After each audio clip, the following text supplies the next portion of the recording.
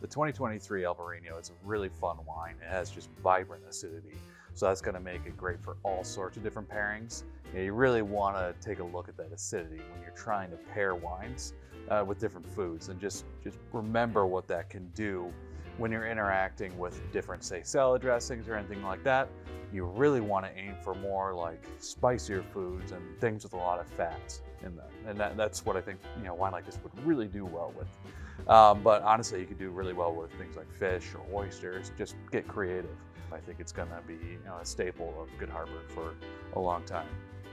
It's just really full of all sorts of aromatics, from key lime to nectarine and all sorts of just really interesting stuff. And it's gonna keep changing. It's what it is that I love about Pinot Noir rosés.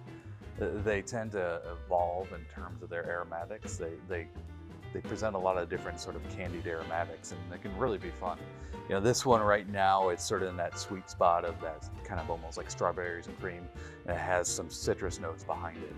And so, this is the type of wine you don't have to pair, but it's actually fun to just have on its own. This is a wine I definitely recommend, for those nice spring days, or, as we start to warm up here. The Pinot Noir Rosé is definitely something I recommend you have throughout the summer. NOIR-ZWEIGELT is one of those wines that always has a kind of fondness in my memory, because it originally was created through more perfect happenstance, where both of these varieties were right next to each other, and we were able to actually ferment them together, and that's where we kind of discovered that these things actually work really well together. The Pinot Noir is light, it's aromatic, it has a really silky, soft body, where the Zweigelt, it kind of adds a little bit of edginess to it. It helps to bring the color out and stabilize the color. That's why we just decided to keep making this wine, decided to keep making Pinot Noir Zweigelt. While I like each one of these on their own, it's just really fun to see how they work together. So, this is a wine that I recommend people age just to see how it develops, but don't let it age too long. Keep trying it year in, year out to see how it changes.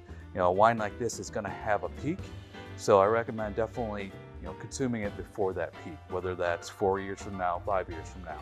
But in all reality, it's ready to drink now.